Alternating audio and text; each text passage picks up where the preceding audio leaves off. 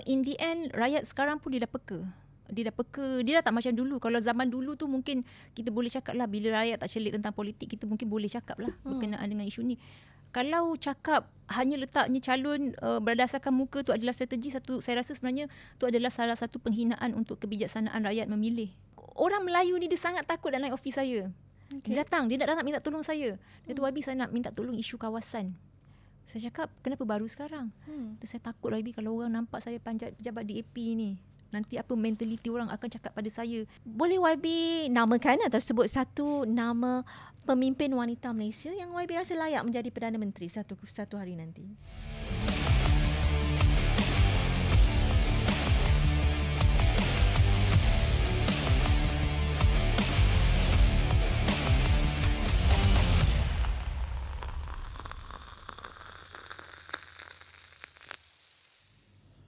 Bertemu kembali dalam podcast Jangan Pajak Otak. Segmen Hang Nadim Negara kita diteruskan dalam bulan Ramadan ini. Selalunya kita jemput pemimpin muda lelaki negara. Tetapi hari ini kita cukup bertuah kerana kita juga mempelawa seorang YB yang berhormat, wanita yang cukup popular di media sosial. Kalau boleh saya jemput masuk YB Marina Ibrahim, ahli Dewan Undangan Negeri Skudai, Johor. Apa khabar YB? Khabar baik, Liana. Itulah dianya, YB cantik manis ni. Ramai yang menunggu kedatangan YB, ramai yang memberikan saya cadangan YB datang ke konti JPO, dan YB, alhamdulillah, YB kata dia dah lama dah tak masuk podcast. Jadi kami cukup bertuah. Terima kasih YB kerana bersetuju. Terima kasih, Liana. Patutnya sebabnya saya pun sebenarnya memang dah lama dah sebenarnya tak ke mana-mana podcast untuknya berkongsi cerita, berkongsi info. Jadi hari ini saya sebenarnya cukup berbesar hatilah sebab Liana sendiri secara peribadi yang menjemput untuk bersama dalam program ni. Ya, terima kasih YB. Sebabnya tujuan JPO Hang Nadim ni dibuat ialah salah satunya untuk kita ketengahkan yang kita rasa pemimpin muda harapan negara yang insyaAllah one day, satu hari nanti boleh memimpin sama ada di kerajaan negeri atau kerajaan persekutuan. Kita amin-aminkan untuk YB sendiri. Jadi YB, kita ada 4 segmen hari ini. Okey. Kalau kita boleh mulakan, kita mulakan dengan segmen pertama, segmen Buka Bicara.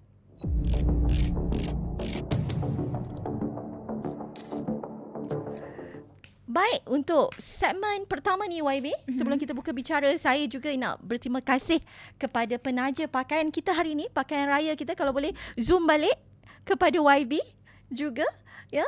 Pakaian kita ditaja oleh butik Azurezwa daripada Bangi, Selangor. Kita ucapkan terima kasih atas tajaan ini. Pertama kali JPO mendapat tajaan, alhamdulillah, dan pertama kali sebab mungkin YB perempuan, dia nak tengok YB cantik manis kita berpakaian cantik hari raya nanti, insya-Allah. Terima kasih kepada penaja kita. Baik, untuk segmen pertama ni buka bicara YB, selalunya saya kalau bercakap tentang Han Nadim ni, ramai kenal YB dalam TikTok, dalam Facebook. YB juga aktif di media sosial.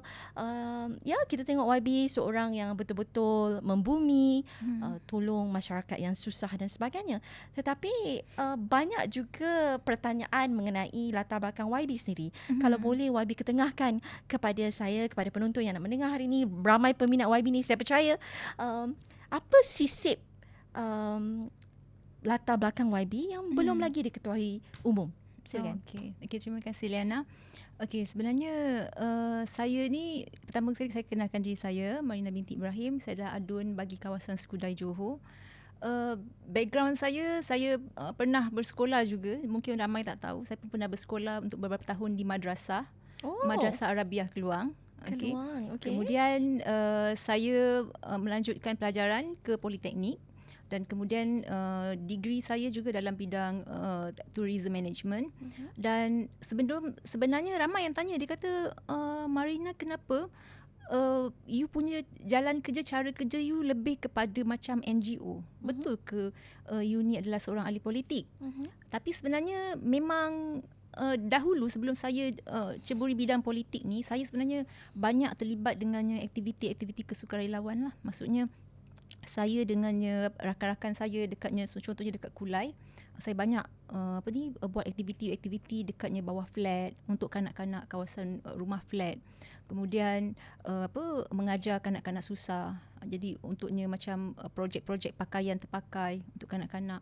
Jadi usaha tu sebenarnya saya teruskan sehingga hari ini walaupun saya bergelar ahli politik, saya teruskan usaha tersebut. Jadi itu adalah kesinambungan latar belakang saya sebenarnya. Daripada apa yang saya saya lakukan ketika sebelum saya dalam bidang politik ini, saya bawa terus ke dalam bidang politik. Dan sebenarnya saya percaya latar belakang ataupun apa yang pernah berlaku dalam kehidupan sebenarnya sebelum kita dalam bidang politik ini juga boleh menjadi satu idea ataupun pencetus untuk kita mengubah apa yang kita rasakan sebenarnya berlaku di bawah. Sebagai contoh, saya ambil pengalaman sendiri saya daripada saya ketika waktu saya kecil. Kemudian saya apply kepada persekitaran saya. Maksudnya kepada kanak-kanak di rumah flat, wanita-wanita ibu tunggal. Dan sebagai contoh ni, hari ni saya nak tunjukkan Liana, saya juga mengajar kanak-kanak sebelum ini berkenaan dengannya penderaan seksual. Jadi saya ajar, saya buat booklet sendiri daripada saya belum jadi YB sehingga saya jadi YB. Saya tetap juga mengajar sebabnya this is based on my personal experience. Jadi saya sebelum saya menyertai politik, kebanyakannya sekarang ni adalah based on my past. Apa yang saya alami ketika saya kecil, apa yang saya rasa, apa yang saya lihat di sekitar saya, kemudian saya bawa ke dalam politik. Sebab ketika saya berkhidmat dengannya YB Wong Suci, ketika itu dia adalah Adun Senai. Jadi dia nampak saya, dia approach saya masa tu saya buatnya aktiviti community. Kemudian dia kata, Marina, kenapa you tak join politik? Dia kata kalau you join politik, lebih banyak orang yang you boleh tolong. Itu adalah platform yang baik untuk you do something pada masyarakat. So itu adalah bagaimana saya boleh daripada bidang kesukarelawan saya boleh terjun ke dalam bidang politik. Ya, YB, terima kasih atas pembuka bicara tu. Saya rasa sangat macam eye opener juga. Terbuka mata. YB cakap tadi, bicarakan tadi YB masuk politik kerana ada pengalaman sendiri, pengalaman personal dan apa sahaja policy atau inisiatif yang YB bawa seperti penderaan booklet penderaan seksual ini juga bertitik tolak daripada pengalaman sendiri, ya. Okey, baik YB, tadi dah buka sedikit untuk soalan kedua ni sebenarnya. YB bicara tentang bagaimana terjebak, nak kata terjebak tak boleh lah, melangkah masuk ke dalam dunia politik kerana ada yang headhunt lah saya katakan, YB Wong Suci tadi memang headhunt YB atau mempelawa YB masuk. Okey, kita faham itu daripada segi kerja kemasyarakatan dan terus dibawa masuk ke politik. Tetapi kenapa memilih DAP bukan parti lain? Okey, saya memilih DAP ni sebabnya saya dibesarkan di kawasan estate. Okay, di kawasan estate. Jadi saya ketika masa tu saya ingat lagi YB Wong Suci dia bagi saya dia punya name card. I think almost 6 months juga saya simpan je name card dia. Lepas tu bila saya fikir-fikirkan, betul lah cakap dia. Saya ambil name card dia, saya fikir. Saya nak satu, kalau saya masuk dalam politik, saya cakap dengan diri saya nak satu parti yang boleh maksudnya berkhidmat untuk semua orang. Saya tak nak terlalu kemelayuan sangat dan bukannya maksudnya tak bagus, tapi maksudnya saya nak sesuatu khidmat yang saya boleh secara menyeluruh. Sebab apa, Liana? Saya bagi contoh. Okey, saya ni adalah seorang yang saya percaya kasih sayang, lemah lembut, sifat kasih sayang dalam diri manusia ni sebenarnya kita boleh bentuk masyarakat untuk mengubah pandangan. Saya bagi contoh ketika orang ramai dia akan cakap, dia kata kenapa Melayu bukan Melayu ni duduk dekat Malaysia dah lama tapi tak pandai cakap bahasa Melayu. Tapi kita mungkin boleh kritik orang. Kita cakap you ni bodoh, dah duduk lama dekat sini tak pandai cakap bahasa Melayu, tapi itu bukan saya. Bila saya fikir balik, apa yang saya rasa adalah kadang-kadang dia tak ada peluang. Kalau kita kritik orang terus, kita akan menimbulkan kebencian saja. Tetapi apabila kita buat sesuatu yang baik, sebagai contoh, bila saya tengok keadaan tu, saya rasa solution saya adalah saya ajar dia bahasa Melayu. Walaupun orang kata dah terlambat, kan, saya ajar dia bahasa Melayu. Sebagai contoh, saya sendiri bawa naik kereta saya, kanak-kanak India daripada flat, kanak-kanak Melayu, saya akan pergi ke perkampungan Cina. Saya akan maksudnya mereka beramai-ramai akan bercampur, sebab dia tak ada peluang tu tau. Dedahkan mereka. Bercampur untuk buat aktiviti art, untuk mempelajari mainan tradisional orang Melayu. Orang Melayu boleh mempelajari mainan tradisi kaum lain. Jadi daripada situlah sebenarnya kita boleh membuka mata orang. Jadi saya percaya saya pilih DAP sebab saya nak satu parti politik yang bila orang daripada dulu hingga sekarang dia tak habis-habis suka mainkan sentimen perkauman. Dan saya percaya kehidupan saya membesar di kawasan estate. Apabila saya lihat dulu nenek saya boleh bercampur dengan orang India, dengan orang Cina, pergi menuri bersama-sama. And then saya rasa I need to do something yang mungkin berbeza. Dan saya rasa DAP itu adalah platform yang tepat untuk saya berada dekat situ, supaya saya boleh memahamkan orang ramai. Walaupun sebenarnya kita nak start ni, Liana, kita tak boleh rasa kita nak buat satu perubahan yang besar. Kita kena mulakan satu perubahan daripada satu tempat yang kecil, daripada komuniti yang kecil, untuk kita perluaskan, bagi orang faham apa konsep yang kita nak bawa dan tekankan. Baik, YB. Tadi YB bercakap yang memang DAP ni macam YB katakanlah boleh dikatakan multiracial, pelbagai kaum boleh, bukan saja Melayu sahaja. Tetapi stigma orang selalu kata DAP ni hanya untuk perjuangkan orang bukan Melayu, bukan bukan fokusnya kepada orang Melayu. YB sendiri bila pertama kali masuk ke DAP tu, ada tak ancaman, serangan, tambah-tambah lagi YB seorang wanita? Sebenarnya ada, terutamanya kadang-kadang saya kesian juga dekat mak saya. Okey, bilanya ada juga setengah daripada ahli keluarga sendiri, kan, bukan maksudnya daripada daripada sekitar lah, saudara yang agak jauh, bila dia tahu, dia kata, you punya anak masuk DAP kemudian dia rasa macam, kenapa masuk parti tu, tahu tak parti ni tak elok, ni adalah parti Cina. Tapi mak saya ni sebenarnya, saya bersyukur lah, sebenarnya saya banyak belajar benda daripada mak saya. Banyak perkara sebenarnya saya belajar daripada mak saya, yang mana dulu saya tak faham. Tapi mak saya ni adalah seorang yang bersikap terbuka. Mungkin juga adalah sebab dia juga dibesarkan di kawasan estate. Jadi sikap keterbukaan dia tu, dan dia sentiasa terangkan kepada orang ramai yang dia kata tu pilihan dia. As long as Marina ni buat satu perkara yang betul, dia kata pilihan dia. Jadi saya rasa itulah salah satu sebabnya. Banyak tulang belakang yang menyokong saya, dan juga banyak daripada mana saya belajar adalah daripada mak saya sendiri. Jadi saya rasa apabila sokongan dan kita tahu kita buat perkara yang betul, dan ibu kita sendiri yang melahirkan kita, yang banyak perkara yang saya belajar daripada dia, menyokong kita, saya rasa kita tak perlu fikir apa kata orang, apa cakap-cakap orang. Sebab orang ni kalau dia nak cakap, kita buat benda baik pun dia akan cakap, akan terus bercakap. So apa yang kita boleh buat adalah kita buktikanlah pada orang. Right, itu dia segmen pertama kita, pembuka bicara. Banyak yang saya kira kita dapat sisip baru mengenai YB jelita kita ini. Jadi kita masukkan segmen kedua, segmen Cepu Emas.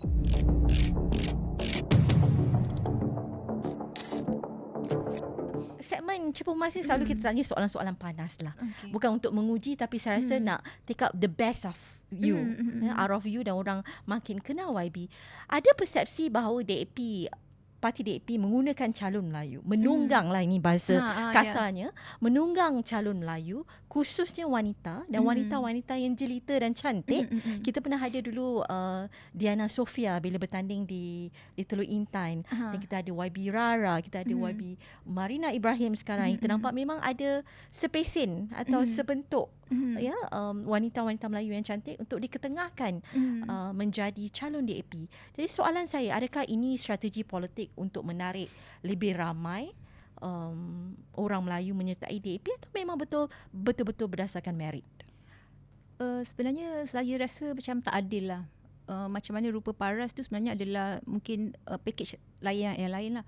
Tapi apa yang saya lihat sebenarnya, kalau kita nak cakapkan strategi, benda tu sebenarnya secara meluas. Cantik boleh jadi strategi. Kemudian orang muda ataupun orang yang berusia pun boleh jadi strategi dalam politik. Jadi kadang-kadang apabila satu kawasan contohnya kita letakkan calon-calon tertentu mengikut apa kehendak mereka di lapangan, rakyat ni, itu juga boleh dikatakan strategi. Tetapi bagi saya, in the end, rakyat sekarang pun dia dah peka. Dia dah tak macam dulu. Kalau zaman dulu tu mungkin kita boleh cakap lah, bila rakyat tak celik tentang politik, kita mungkin boleh cakap lah berkenaan dengan isu ni. Kalau cakap hanya letaknya calon berdasarkan muka tu adalah strategi, saya rasa sebenarnya tu adalah salah satu penghinaan untuk kebijaksanaan rakyat memilih. Jadi sebenarnya saya sangat berterima kasih jugalah. Bagi saya DAP ini adalah salah satu parti yang menggilap. Sebagai contoh saya, Rara dan beberapa juga ahli politik wanita lain sudah digilap sebenarnya sejak daripada awal lagi. Daripada menjadi pembantu pegawai khas daripada ADUN, kemudian kita dinaikkan untuknya bantu, untuknya menjadi ahli majlis dan sehingga kini.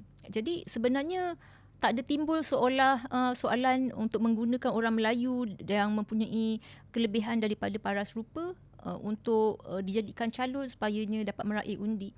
Tetapi sebenarnya adalah apa perkhidmatan yang telah diberikan sebagainya seorang, tak kisahlah seorang wanita ke, untuknya mereka yang berada di lapangan, rakyat di lapangan. Itu sebenarnya perkara utama. Baik, YB. Jadi itu dijawab secara head on bagaimana persepsi di luar sana mengenai strategi DAP mengangkat lebih ramai wanita-wanita muda dalam parti. Saya rasa sangat apa yang YB jawabkan tadi boleh membuka mata ramai pihak. Soalan kedua YB untuk segmen ini, selalu kita bercakap tentang pemimpin wanita ni, mereka selalu kata kalau bos wanita tu dia emosi, ya, kadang-kadang boleh cepat marah, cepat meroyan dan sebagainya, itu bahasa-bahasa kasarnya lah ya.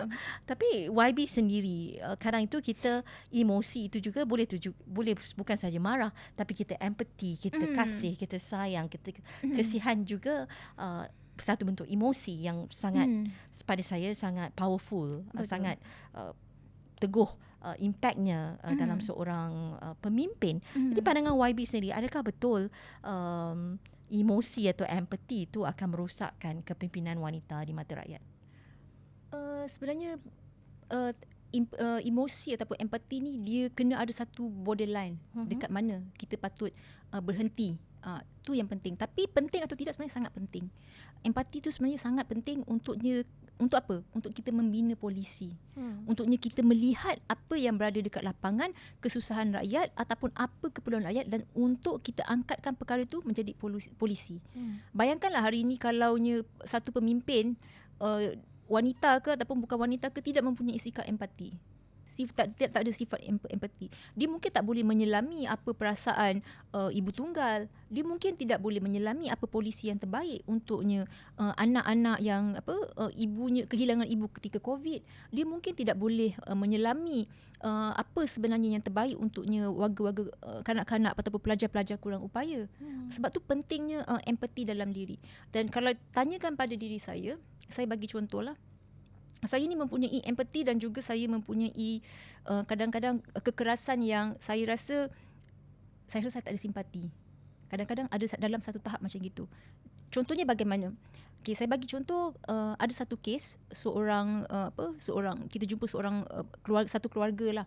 Satu keluarga yang mana anaknya tak bersekolah, dah tingkatan 1 tapi tak bersekolah. Ibunya kemudian tak bekerja, anak terbiar, anak 4 orang, semua terbiar, tak bersekolah. Kemudian ayahnya penagih dadah. Okay, apabila saya jumpa keluarga ni, saya lihat latar belakang family dia, saya terus cakap, saya kata saya nak pastikan anak-anak ni, saya cakap, masuk rumah kebajikan. Tapi ketika itu orang rasa saya ni sangat kejam. Orang cakap saya kejam. Dia kata Marina ni kejam. Pisahkan anak dan ibu bapa. Dengan ibu. Tapi dalam keadaan sedemikian, saya bukannya tak ada empati, saya bukannya tak ada simpati, saya bukannya tak ada perasaan. Walaupun orang cakap, tapi saya tahu apa yang saya buat adalah yang terbaik. Sebab apa? Saya percaya sekiranya anak tersebut membesar dalam keluarga yang sedemikian, dia tidak akan ke mana-mana. Jadi saya cakap kalau untuk masa depan tu saya kena do something. Jadi saya pisahkan. Dan setelah beberapa bulan, I think it's almost half year macam gitu, saya nampak apa yang orang rasa saya ni buat ni kejam, tak ada perasaan, adalah perkara yang tepat. Dan selepas daripada tu, untuk saya menyelesaikan segala masalah orang susah, benda ni macam kejam sikit Liana, tapi saya akan pastikan saya akan, contohnya dia datang pada saya akan check dia punya IC, saya akan check background dia kepada polis untuk melihat apa masalah dia. Sebab apa? Kalau kita bantu seseorang tanpa kita lihat root cause, kenapa dia susah, kenapa dia terlantar, kenapa dia tidak bekerja, kenapa anak-anak dia tak bersekolah, kalau kita tak melihat apa puncanya, kita tak akan menyelesaikan masalah. Kita hanya akan mungkin, okeylah dia susah, tak ada rumah, kita bagi dia rumah. Tapi sedangkan masalah dia sebagai contoh dadah. Kalau kita tak atasi masalah itu dengannya keras hati, sebenarnya kita tak akan selamatkan apa-apa pun. Kita hanya letak dia satu rumah dan kemungkinan nasib anak dia tak akan berubah pun. Betul. Macam gitu. Jadi kalau tanya saya, empati itu penting, tetapi kena ada satu garis pengakhiran supayanya kita tidak terlalu emosi tu tidak terlalu membawa kita kepada lebih mudarat. Lebih mudarat. Ya, ada garis merahnya itu. Kalau kita nak emosi atau empati sekalipun. Betul. Itu dia pengalaman sendiri di lapangan YB ya. Betul. Dah berapa tahun dah YB jadi terdedah dengan lapangan isu di lapangan ni sebagai YB? Sebagai YB daripada tahun 2022 lah ketika PRN, tapi saya dah berada dekat lapangan untuknya isu-isu rakyat ni, sebenarnya isu-isu masyarakat ni daripada since 2016 macam tu. Ketika waktu belum jadi YB, ketika COVID pun saya memang sentiasa berada dekat lapangan. Kita bawa orang pergi vaksin, kita adakan khidmat-khidmat lapangan dan sehingga kini walaupun menjadi seorang adun, saya percaya orang Johor sendiri tahu, saksi mungkin yang melihat ni, dia sendiri tahu, sebagai contoh kaunter bergerak. Daripada dulu saya pergi dekatnya kedai makan, kita duduk kat kedai makan, kita buat kaunter bergerak untuk memudahkan orang awam melihat ataupun mengetahui apa dia sebenarnya insentif-insentif yang ditawarkan oleh kerajaan. Sehingga kini walaupun dah diberi mandat untuk menjadi sebagai adun, saya tetap juga teruskan. Baik YB, baik. Baik, soalan ketiga YB, kita bercakap tentang kuota. Kuota 30% wanita. Tu memang kita dah dengar. Betul. Berpuluh tahun dah kita kata 30% kuota kena beri kepada kepimpinan wanita. Tetapi kalau kita tengok sekarang di parlimen atau di kabinet, tak capai-capai 30% tu. Ada kata 11-12% saja pemimpin wanita dalam politik. Kita antara yang terendah dalam Asia Tenggara. Jadi pandangan YB sendiri, adakah masih relevan kuota tu? Adakah masih diperlukan? Atau sepatutnya wanita ini berdaya saing seperti lelaki dan based on merit sahaja? Sebenarnya bagi saya lah, pandangan saya sebenarnya kuota tu harus dikekalkan. Dikekalkan. Dan juga kalau kita tengok lah, betul lah, MP hanyalah 13.5%. Kemudian adun 12%. Senator dalam lebih kurang dalam 18%. Wanita, daripada golongan wanita. Tapi kadang-kadang orang rasa macam tak harus diberi peluang kepada wanita, sebab dia rasa macam wanita ni macam mungkin lemah. Dia rasa golongan yang lemah. Pandangan orang lah, dia rasa tak mampu untuknya buat bergerak aktif seperti ahli politik lelaki yang lain. Tetapi bagi saya salah. Saya dah bekerja dengannya ramai ahli politik wanita, YB Wong Suci, YB Teo Ni Ching, yang mana sebenarnya, dan saya juga bekerja dengan ahli politik lelaki, yang mana sebenarnya saya rasa sebenarnya ahli politik lelaki tak boleh lawan semangat cara kerja ahli politik wanita, setengah ahli politik wanita. Sebagai contoh, YB Teo Ni Ching, kita punya Timbalan Menteri Komunikasi. Daripada tahun 2018, sebelum daripada tahun 2018 saya bantu beliau, saya lihat dia adalah seorang wanita yang sangat aktif. Hujung minggu dia akan di kawasan. Kadang-kadang program dia back to back. Kita ni sendiri yang tak mampu nak lawan cara dia kerja. Jadi kadang-kadang hingga sekarang ni saya lihat, walaupun menggalas jawatan sebagainya, timbalan Menteri Komunikasi, every week saya boleh nyatakan dia dalam kesibukan dia akan pulang ke kawasan, sebabnya saya ni adalah pengundi kepada kawasan Parlimen kepada Parlimen YB Teo Nii Ching. Jadi saya sendiri lihat dengannya mata kepala saya cara dia bekerja, bagaimana dia aktif untuknya menyelesaikan masalah kawasan, walaupun isu-isu yang orang katakan kecil sedikit, tetapi itu adalah bukti. Dan kita boleh tengok juga Yobi, bagaimana dengan keadaan sarat mengandung ni bukan menjadi alasan untuk dia duduk sahaja. Sebagai contoh juga YB Michelle daripada Subang Jaya, dalam keadaan sarat ketika tu nak melahirkan tetap bekerja, dekat hospital pun dia tetap bekerja. Jadi tak ada alasan untuk menghadkan kuota wanita, dan bagi saya beri peluang lebih banyak kepada wanita untuk berada dalam landasan politik ni. Saya percaya lebih banyak polisi-polisi yang baik sebenarnya boleh digubal untuknya kesejahteraan rakyat sebenarnya. Baik YB, itu dia, promosikan lebih ramai pemimpin wanita masuk ke landasan kepimpinan negara. Baik, soalan keempat, saya nampak YB seperti mana ada yang ramai katakan kepada saya, YB Marina ni the opposite of YB Duyung, YB Helmi. Kalau nampak YB Duyung yang menekankan politik hikmat, begitulah juga YB Marina di Skudai. Memang bukan saja di Skudai, di Johor itu tolong juga dengan don-don sekitar.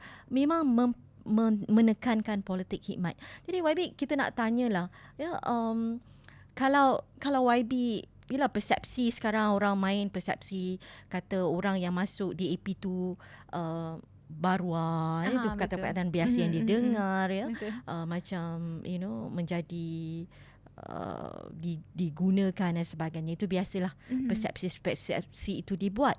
Dan saya nampak YB menukarkan persepsi itu. Sekarang orang tak nampak YB Marina sebagai YB DAP yang parti yang orang tak berapa gemar, orang Melayu terutamanya memang dah dididik begitu. YB Marina, orang nampak YB Marina berdiri sendiri. Adakah itu strategi yang memang hendak dibina? Politik hikmat bukan politik persepsi.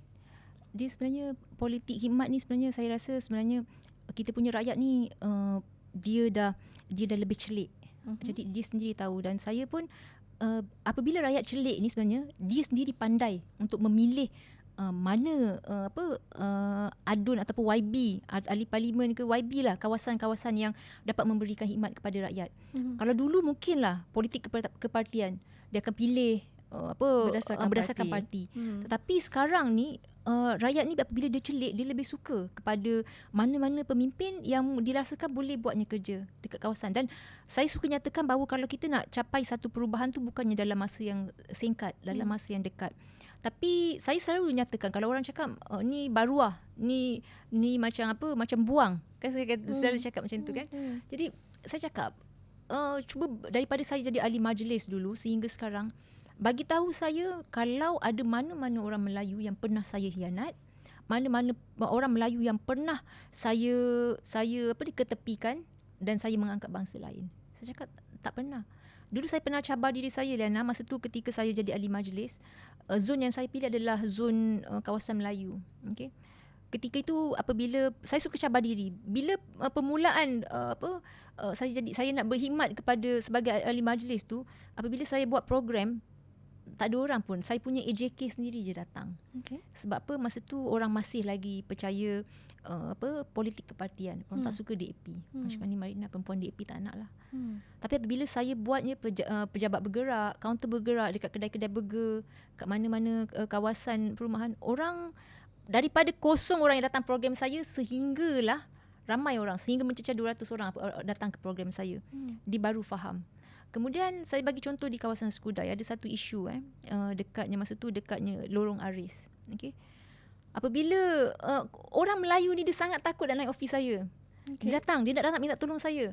Dia kata, YB, saya nak minta tolong isu kawasan. Saya cakap, kenapa baru sekarang?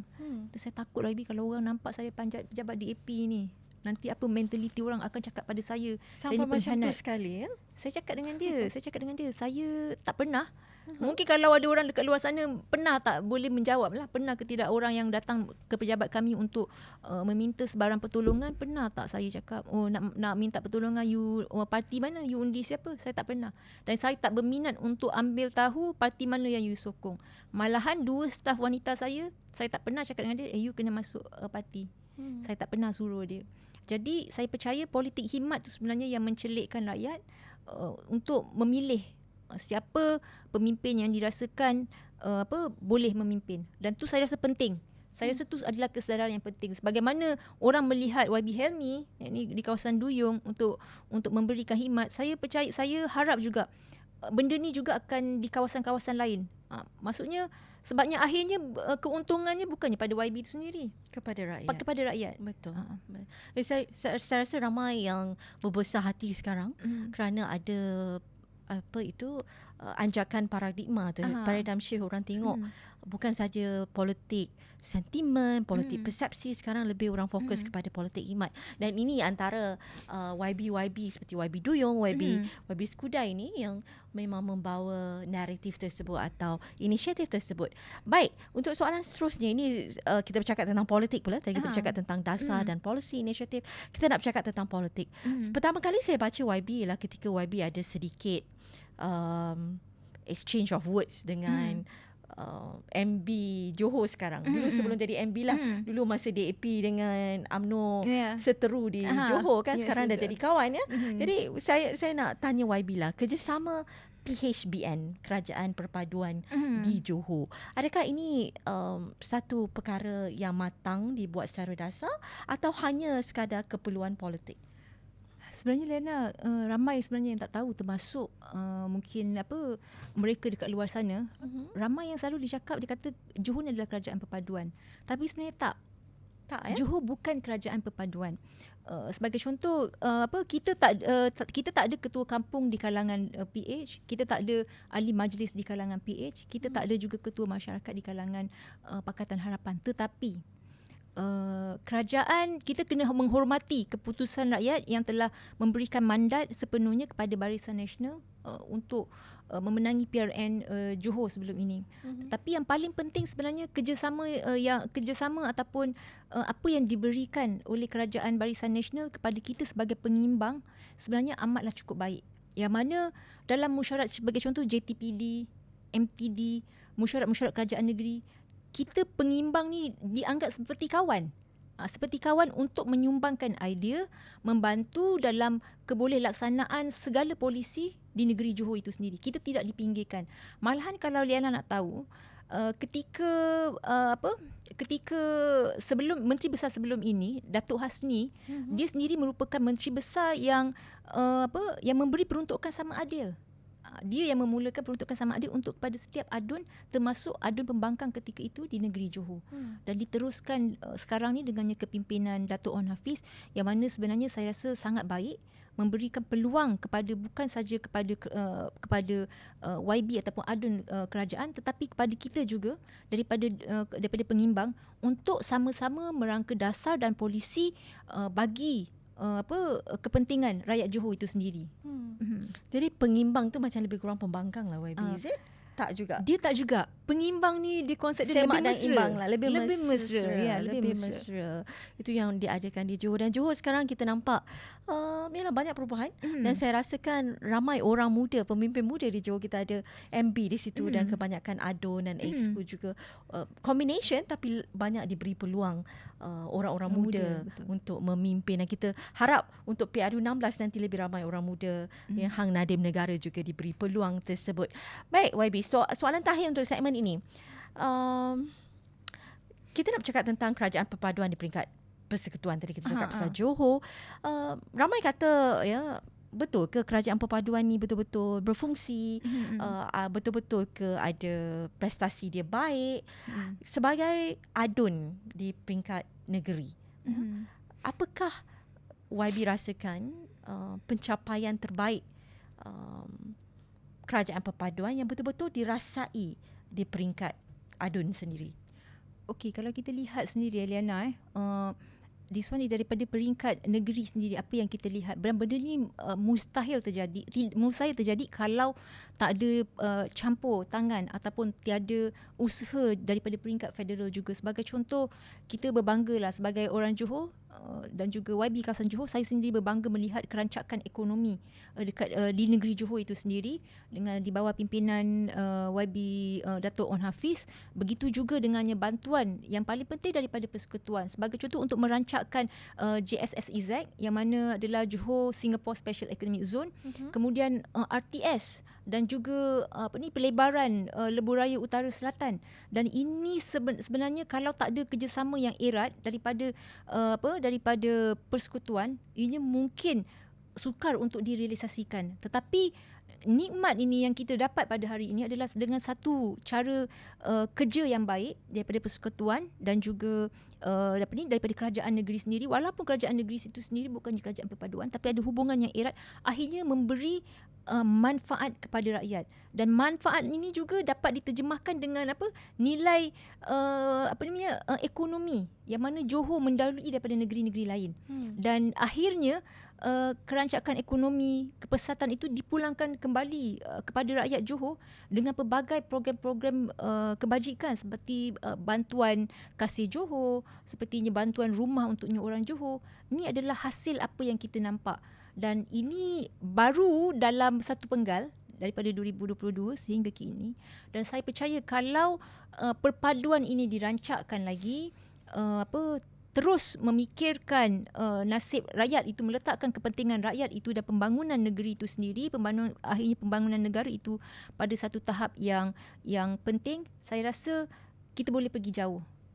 Perkembangan ekonomi, apa lagi yang kita boleh berikan kepada rakyat itu sebenarnya lebih akan diberikan sedikit masa, akan lebih lagi sebenarnya. Baik. Jadi YB ada juga setengah inisiatif untuk rakyat. Ia kesinambungan kerajaan sebelum ini. Sebagai contohnya BRIM menjadi skim tunai rahmah. Dan kita ada juga SARA. Dan saya percaya YB sendiri giat mempromosikan STR dengan SARA ini. Saya nak tahu pandangan YB sendiri. Adakah betul apa tindakan memberikan cash transfer atau pemberian tunai ini betul-betul memberi impak kepada rakyat, atau ia hanya seolah-olah memberi ikan bukan pancing? Liana, sebenarnya saya tertarik tahu sebenarnya ada satu wanita ni, dia adalah masa tu ketika itu dia adalah seorang ibu tunggal. Bayangkan dia boleh membina rumah dia menggunakan duit BRIM yang dia dapat. BRIM daripada dulu lagi daripada dulu, kemudian BRIM, kemudiannya SARA, kemudian STR, digunakan duit tu untuk membina rumah dia sendiri. Dia sikit-sikit dapat dia bina, dia baiki rumah dia sendiri. Sebenarnya kalau dalam polisi kerajaan ni memberi duit tu sebenarnya dia bukan saja membantu rakyat, tetapi sebenarnya dengan penambahbaikan yang telah dilaksanakan. Sebagai contoh, BRIM dulu, kemudian SARA tu dibagi duit je.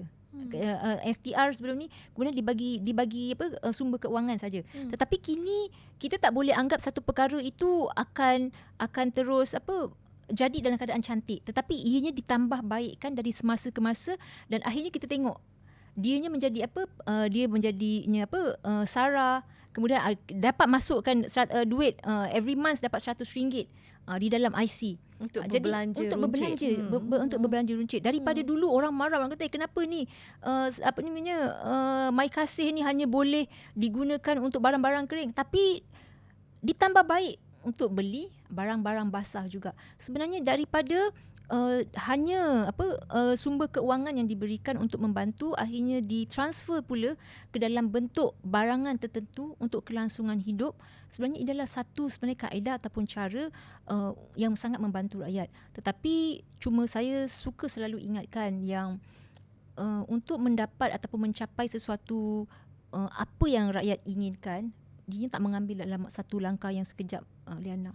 Kadang-kadang penambahbaikan tu perlu. Penambahbaikan ni kadang-kadang berlaku daripada kesilapan. Kadang-kadang berlaku daripada satu keadaan yang kita tengok, benda ni mungkin kalau ditambah sedikit baik, ianya akan melengkapkan sesuatu. Jadi saya rasa segala skim seperti STR ini yang diberikan SARA sebenarnya sangat memanfaatkan rakyat. Saya sendiri dengannya, saya punya rakan kerja, kita akan sentiasa membuka kaunter bergerak untuk membantu mereka di lapangan sendiri untuk dia check, buatnya semakan, untuk lihat sendiri, tengok sama ada SARA ni perlu ke, ataupun sama ada mereka layak untuk menerima SARA ke. Sebenarnya kalau kita lihat banyak sebenarnya, Liana, skim-skim kerajaan yang lain yang memanfaatkan rakyat sebagainya. Contohnya skim perubatan madani, MySalam, mungkin dirasakan tak perlu untuk orang sebenarnya yang tak layak. Sebenarnya untuk mereka yang layak ni sebenarnya mereka sangat membantu dan sangat memerlukan, dan kita kena tengok kebaikan perkara ni jangan tengok dalam kerangka politik. Kita kena tengok dalam kerangka apa keperluan rakyat tu. Baru kita tahu. Sebab tu kadang-kadang daripada dulu, walaupun daripada zaman Datuk Seri Najib, ada orang tanya, Marina tak malu ke you promosikan BRIM? Dia kata, kau kan ada pembangkang. Dia nak membangkangnya. BRIM kau tak elok, kenapa kau nak promosikan? Tapi saya selalu nyatakan, saya bukannya promosikan Kerajaan Barisan Nasional. Saya bukan promosikan Datuk Seri Najib, tapi saya nak rakyat belajar untuk ambil apa yang hak mereka, apa yang selayaknya mereka dapat, supaya mereka, untuk kelangsungan hidup mereka. Tu yang paling penting. Jadi rakyat dulu. Betul. Okey, YB, itu dia segmen kedua kita, segmen Cepu Emas. Baik sekali jawapan-jawapan yang saya rasa YB berikan tadi. Boleh kita pertimbang-timbangkan untuk penonton sendiri. Kita teruskan dengan segmen ketiga, segmen Rapid Fire.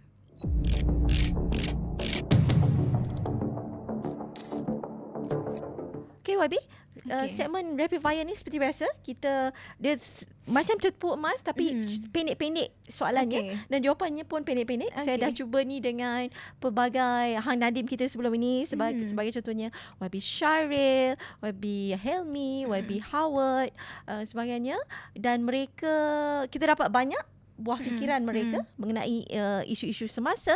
Jadi soalan pertama saya kepada YB, ni soalan saya pernah tanya kepada YB Syaril sebelum ini, Malaysia first atau Malay first, dan kenapa? Malaysia first. Sebab apa? Kenapa kita perlu risau? Sebabnya bagi saya kedudukan kaum Melayu tu sebenarnya dah dilindungi oleh perlembagaan, dan tak ada apa sebenarnya yang perlu kita risau. Itu sahaja jawapannya. Okey, itu tiada ancaman pada YB kerana itu dilindungi oleh perlembagaan. Soalan kedua, reformasi paling berjaya setakat ini dan apa yang paling mengecewakan satu-satu? Reformasi yang paling berjaya adalah saya tengok pelaksanaan perundangan berkenaan dengan kewarganegaraan 2024, yang mana hak kewarganegaraan untuknya kanak-kanak yang dilahirkan di luar negara. Dan begitu juga dengannya berkenaan dengannya gig yang mana di bawah ketika itu YB Steven Sim, yang saya rasa banyak sangat membantu. Dan yang agak mengecewakan saya, sebenarnya dia tak mengecewakan. Sebenarnya perkara ni sebenarnya kalau dilaksanakan, bagi saya ianya akan mendatangkan manfaat yang baik pada rakyat. Tetapi mengecewakan bagi saya apabila ianya seolah-olah terhenti. Sebab saya pun mempromosikan perkara ni dulu, iaitu padu, sistem padu. Sistem padu yang saya rasakan something yang dia sebenarnya benda tu baik, tetapi macam seolah-olah macam dia dah stuck dekat tengah jalan dan tak digunakan lagi. Sebab bagi saya, sebab saya dulu ketika dalam sidang DUN, saya pun banyak juga menyentuh berkenaan dengan sistem padu ini, dan saya banyak mempromosikan dekat kawasan saya. Sebab apa? Saya lihat sendiri data daripada Jabatan Perangkaan berkenaan dengan kemiskinan. Kemiskinan ni merupakan salah satu isu yang sentiasa saya bawa dalam sidang DUN. Jadi ketika itu saya rasa padu ni adalah salah satu sistem yang betul-betul kita boleh reach kepada rakyat untuk macam mana kita nak membantras kemiskinan, dan kita boleh memastikan mereka yang tak berkelayakan tetapi dia nak ambil hak orang lain ni boleh, maksudnya ditolak tepi lah. Maksudnya mereka yang layak disaring lah. Tapi akhirnya benda tu macam sekerat jalan. Seolah-olah macam dekat situ lah, stuck dekat situ. Jadi saya rasa tu adalah perkara yang agak mengecewakan lah berkenaan dengan padu ya. Baik, YB, soalan ketiga. Politik ini lebih tentang idealism atau survival? Bagi saya dua-dua penting. Okay. Idealism penting sebab apa? Idealism pun penting, survival pun penting. Kadang-kadang kalau kita ada kadang-kadang terlalu idealism tapi kita tak ada cara untuknya, macam tak ada survival untuk dalam politik pun susah. Sebabnya idealism tu nanti akan tinggal idea di situ sajalah. tidak boleh kita survive dekat dalam politik itu sendiri. Tapi kalau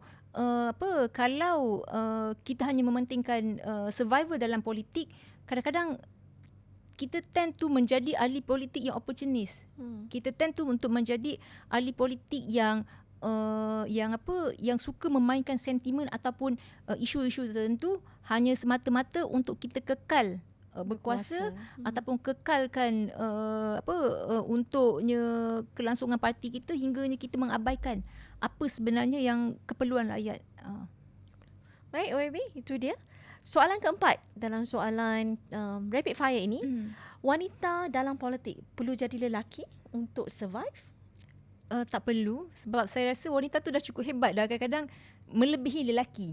Jadi kadang-kadang banyak perkara yang saya lihat depan mata saya sendiri, ahli politik lelaki pun tak mampu nak buat. Sebagai contohnya? Sebagai contohnya lah, kadang-kadang bila di lapangan ke untuk menyantuni mereka di lapangan, untuknya buat kerja di lapangan ataupun membawa certain isu yang berkenaan dengannya polisi-polisi rakyat. Kadang-kadang saya lihat ahli politik wanita ni lebih cenderung, lebih memahami keadaan di lapangan dan mereka boleh menyantuni mereka di lapangan ataupun buat kerja lapangan ni melebihi daripada ahli politik lelaki. Bergaul dengan rakyat,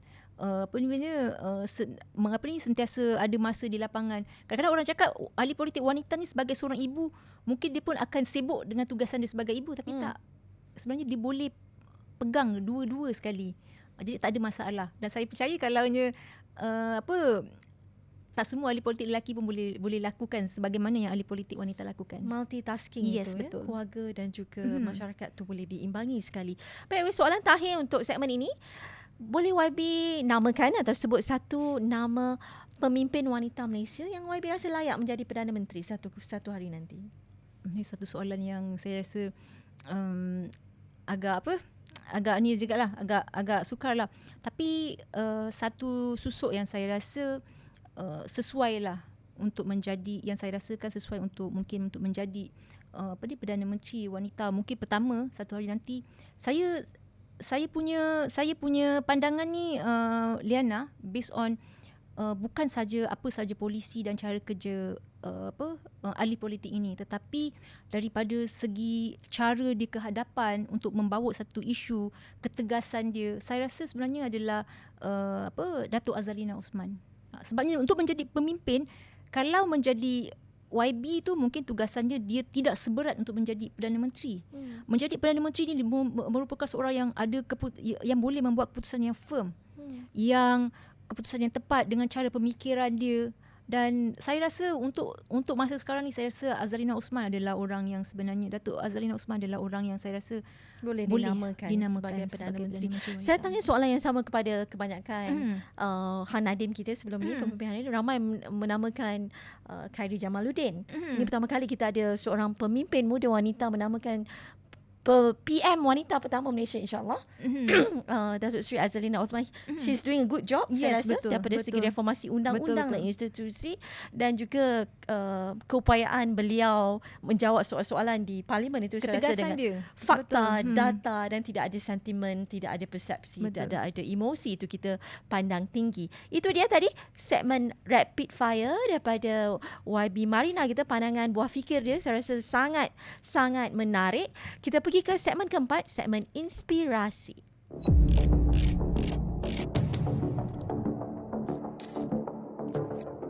Ini segmen terakhir kita, YB. Okey, Pejalan cilik dekat sejam dah betul. YB. Seronok mendengar YB berbicara, berceloteh. Segmen 4 ni kita nak bercakap tentang inspirasi, impian YB di masa depan. Soalan pertama, dalam masa 20 tahun dari sekarang, apa bentuk Malaysia yang YB impikan?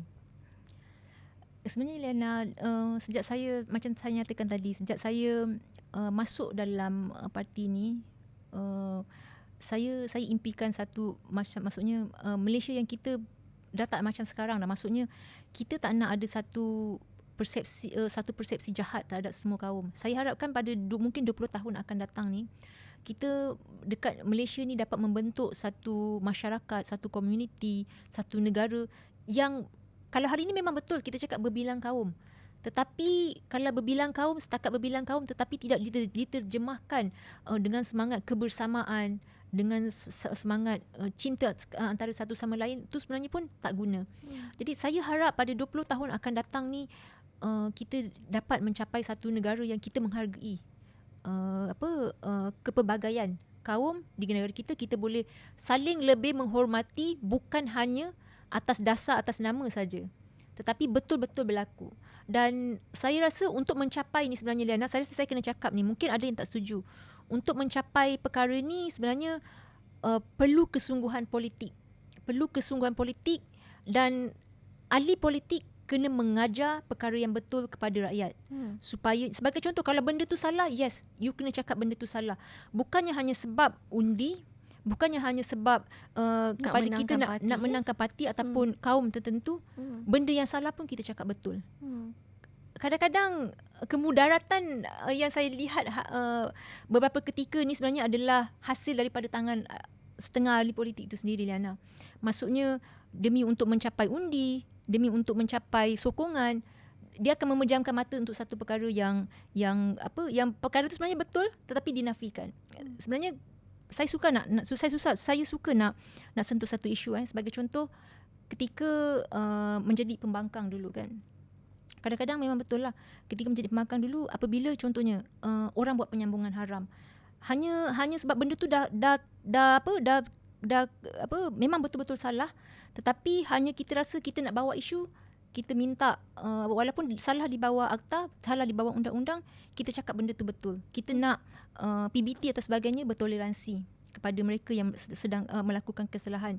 Sedangkan kita ni sebagai ahli politik, kita ni adalah pembuat dasar. Pembuat dasar dia harus menjaga ketenteraman menjaga ketenteraman awam, menjaga ketenteraman kaum. Dia kena tahu, dia kena tahu mendirikan dasar tersebut.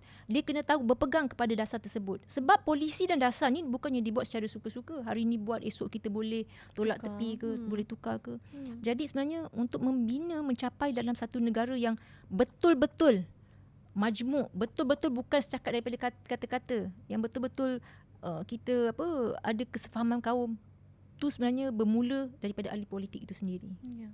Dan saya, kalau saya boleh ulas sedikit lah apa yang YB cakap, kita ada rukun negara, dan rukun negara itu mengadaptasikan negara berbilang bangsa, negara yang menerima perbezaan. Tetapi sampai sekarang 68 tahun dah kita merdeka, masih lagi kita struggle dalam mencapai. Kadang-kadang isu yang tak sepatutnya timbul, Liana. Isu-isu kecil dibangkitkan seolah menjadi satu isu yang besar. YB tak rasa itu semua mainan politik? Sebagai contohnya baru-baru ni, isu kuil. Pandangan YB sendiri? Sebab saya ada tulis juga di media sosial berkenaan dengannya isu kuil, Liana. Saya nyatakan bahawa sebenarnya isu kuil ni, sebagai contohlah PBT, pejabat tanah, sebenarnya undang-undang itu sebenarnya benda perkara-perkara ni tak sepatutnya menjadi masalah. Sekiranya hari ini daripada benda tu sekecil zarah, kalau kita selesaikan, dia tidak akan melarat menjadi satu isu yang besar. Jadi ahli politik juga apabila menyelesaikan satu masalah, jangan pandang pada satu kaum ataupun kepentingan politik sahaja. Itu parti saja. Sebab apa? Benda tu yang akan menjerat kita akan datang, dan akhirnya akan menjadi satu masalah besar kepada rakyat kemudian hari. Betul tu YB. Jadi YB menjadi inspirasi kepada wanita muda di luar sana. Ramai yang memandang politik ni takutlah nak masuk, macam toxic, terlampau, macam kita pun tak tahu very muddy water nak masuk. Jadi apa sebenarnya yang YB boleh sampaikan, nasihatkan kepada wanita muda di luar sana yang ingin menyertai politik? Apa pesan-pesanan YB kepada mereka? Okey, pertama sekali kita kena letak kita punya hati. Okey, kita kena tanya hati kita pertama sekali. Kenapa kita sertai politik? Okey, sebab tu saya suka sangat-sangat bilanya ada pelajar-pelajar universiti di kawasan saya. Sebagai contoh, di Don Skudai, dia dekat dengannya contohnya Sultan College University, kemudian dekat dengan UTM.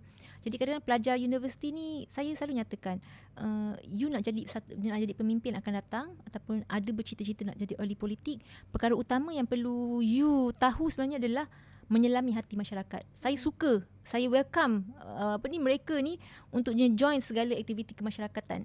Sebab kadang-kadang kalau kita tak turun ke bawah, kita tak ke lapangan, kita tak melihat keadaan rakyat betul-betul, kita tak akan boleh membina satu polisi yang baik. Sebagai contoh, ada satu keadaan tu di mana ada seorang YB yang saya kenal, dia marah, dia kata kenapa peruntukan untuk untuk tambah bangunan tadika kemas ni sampai 20,000. 5,000 kan boleh. Tapi saya tak salahkan dia bila dia tak memahami perkara tersebut. Sebab apa? Sebab dia tak ke lapangan. Bila dia tak ke lapangan, dia takkan memahami peruntukan 20,000 tu sebenarnya tak cukup untuknya buat penyambungan bagi sesebuah tadika dan sebagainya.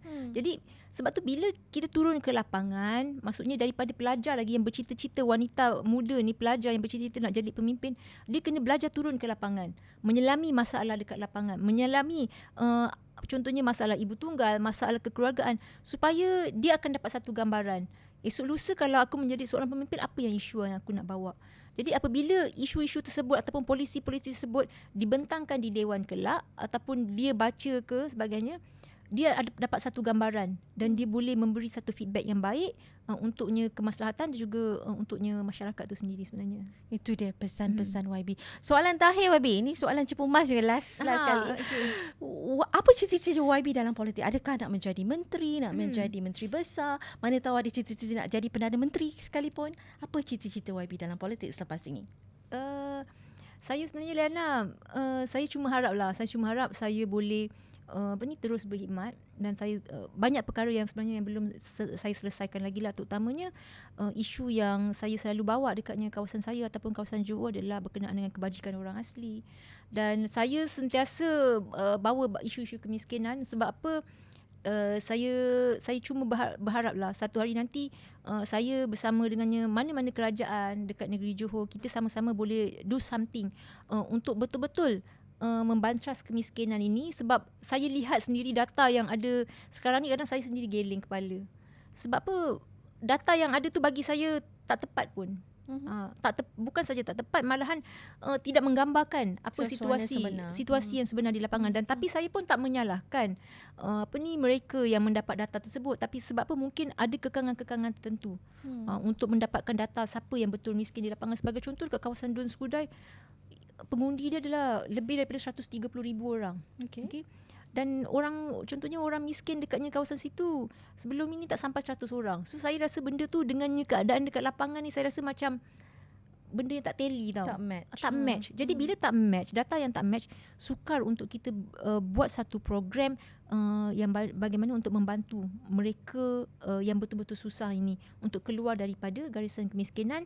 Dan kita pun tak nak menjadi kerajaan yang hanya memberi ikan saja kepada mereka ini. Jadi saya harap mungkin satu hari nanti Liana saya pun boleh menyumbang sedikit bersama-sama mana-mana kerajaan, sebagai contohnya kerajaan di negeri Johor kelak ke, kita pun tak tahu PRN dah hampir.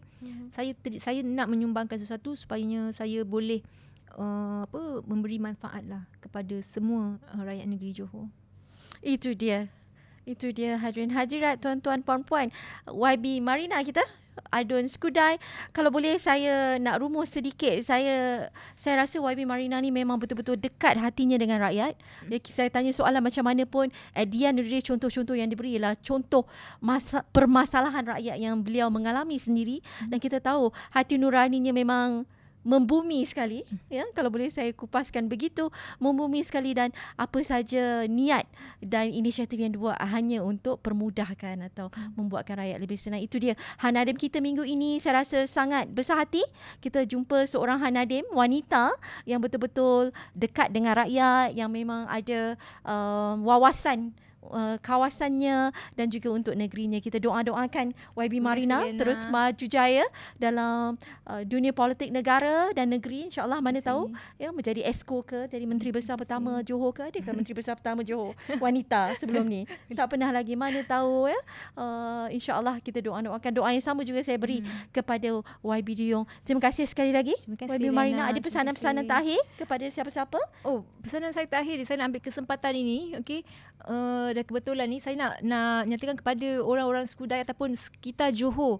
Okay, sebabnya sekarang ni Liana, saya dalam projek komuniti yang dah 11 tahun. Daripada saya belum jadi YB lagi, sebelum ni saya buatnya projek komuniti baju raya percuma, yang mana kita collect baju raya terpakai, baju-baju terpakai yang masih cantik daripada mereka yang tak memerlukan, yang tidak memerlukan, disumbangkan. Dan kali sebelum ni di kawasan flat Liana, tapi istimewa pada tahun ke-11 ini kita buka kat kedai. Kita buatnya konsep membeli belah. Jadi mereka yang memerlukan datang terus ke kedai baju raya saya secara percuma, yang mana di Dun Skudai, daripada Pontian, daripada Pasir Gudang, daripada kawasan luar pun datang Liana. Jadi jangan lupa boleh datang sehingga 18 hari bulan 3 ini, Mac ini, di nombor 42 Jalan Besi 3, Taman Sri Puteri Skudai. Itu dia promosi untuk baju raya percuma. Kita boleh letakkan butirannya juga di bawah. Boleh sama-sama kita sertai. Terima kasih YB, satu inisiatif yang baik, dan saya rasa sangat-sangat tak pernah dibuat orang, saya rasa. Adakah orang buat baju percuma begitu, tapi satu inisiatif yang di luar kotak. Terima kasih YB. Sekali lagi kita ucapkan selamat maju jaya, dan insyaAllah kita jumpa lagi. InsyaAllah saya boleh jumpa lagi YB ya. InsyaAllah. Isu-isu lain juga nanti. Dan itu dia untuk minggu ini podcast JPO Hana dan Negara. Mana baik kita sokong, mana salah kita bantah. Saya Liana Marzuki dan saya Marina Ibrahim. Dan kita jumpa lagi minggu depan. Assalamualaikum.